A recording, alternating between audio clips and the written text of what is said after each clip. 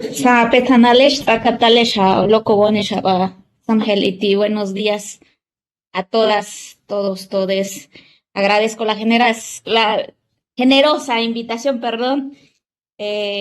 para asistir a este espacio de reflexión e intercambio de pensamientos e ideas, un ciclo de análisis que resulta de lo más atinado en un proceso de transformación de la sociedad mexicana, en donde la formulación de leyes y derechos transitan de una forma instituida a una lógica instituyente en la que las y los sujetos, comunidades, pueblos y demás tienen la facultad de ser activos y propositivos en la formulación y ejercicio de sus derechos, en la generación de mecanismos de consulta y diálogo directo con ellos. En esta perspectiva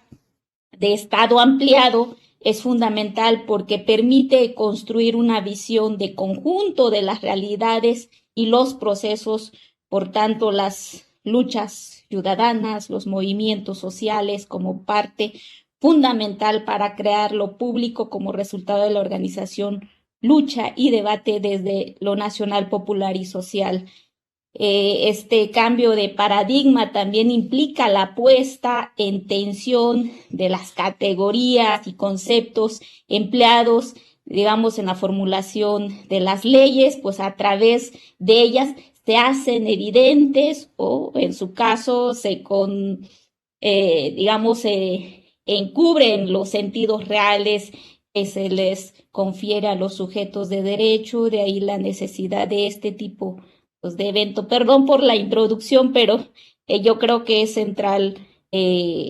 mencionarlo. A mí me toca abordar el artículo 11, bases a partir de las cuales se formularán, ejecutarán y evaluarán las políticas públicas, la fracción 18. En este sentido, quiero poner sobre la mesa digamos, de debate algunas consideraciones sobre interculturalidad, pueblos y comunidades indígenas, la manera como aparece en la ley y las connotaciones e implicaciones que conlleva el uso de un término u otro, pensando en que esto necesitará acciones, digamos, concretas. En primera instancia me referiré digamos, como parte de todos estos conceptos, la inclusión, un concepto que plantea la igualdad de posibilidades para los sujetos en este término aún y con todas las mejores intenciones para dotarlo de un sentido que contribuya la justicia social hacia digamos, los históricamente negados, mantiene, digamos, hay que revertir, digamos, la lógica dominante de llevar a los pueblos y comunidades indígenas afromexicanos equiparables a la ciencia desde una forma subordinada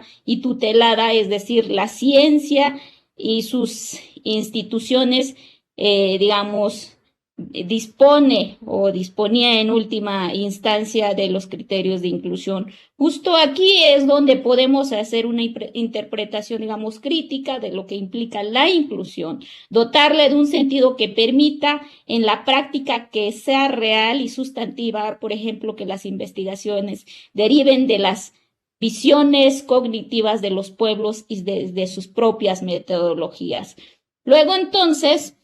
la pluralidad epistémica al que refieren las bases de las políticas públicas de esta ley tendrá que dar cabida las distintas formas de conocimiento que existen al interior de las comunidades, el conjunto, el conocimiento y saberes populares, el conocimiento y saberes especializados y técnico que las comunidades han desarrollado en su quehacer y relación con el entorno y el conocimiento que emana de la cosmovisión y espiritualidad de los pueblos, algo que irrumpe drásticamente con las formas y principios epistemológicos hegemónicos y que por tanto la ciencia, sí hay que decirlo, tradicionalmente la ciencia difícilmente da cabida.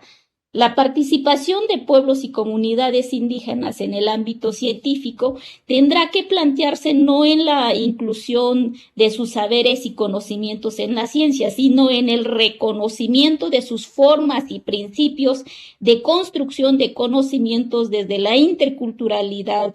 Nosotros decimos desde una interculturalidad crítica, es decir, en reconocer las desigualdades históricas que desde ahí construir bases para el diálogo e interacción en igualdad de condiciones, en el respeto de las formas y principios, métodos y procedimientos para la construcción del conocimiento. Otra cuestión que quiero también comentar es lo concerniente al desarrollo de las lenguas indígenas.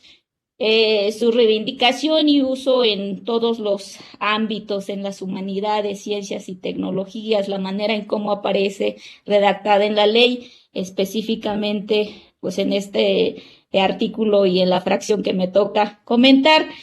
Solo quiero recordar y recordarnos a todos lo que implican las lenguas originarias. Y esta cualquiera que sea, además de la función comunicativa, también tiene una función simbólica vinculada con los valores sociales, identitarios y políticos. Me refiero a la función participativa, en donde nuevamente ubicamos dos componentes: el contexto de interacción social que habilita el sentido identitario de la lengua y la dimensión epistémica y de cosmovisión.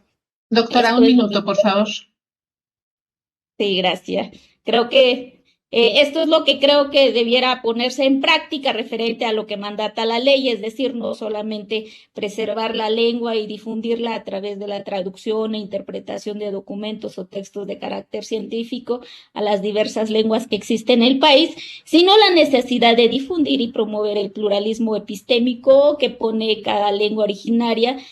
Esto tiene relación con lo expuesto en el, digamos, en el primer punto, que implicaría reconocer y difundir los conocimientos de los pueblos y comunidades indígenas, afros y equiparables, sus formas de producirlos, sus categorías particulares y sus múltiples utilidades sociales. Por tanto, el uso de la lengua en la difusión de este, digamos, pluralismo epistémico. Y finalmente, la interculturalidad contribuye a la reformulación de las relaciones entre los diferentes pueblos, el Estado y la sociedad nacional, lo cual se enmarca en el esfuerzo por construir una sociedad unida en la diversidad, con una visión pluralista, democrática e incluyente que coadyuva a la transformación y el fortalecimiento del tejido entre culturas diversas en un marco de equidad epistémica. Implica asumir la responsabilidad de erradicar las asimetrías y desigualdades, así como la recuperación,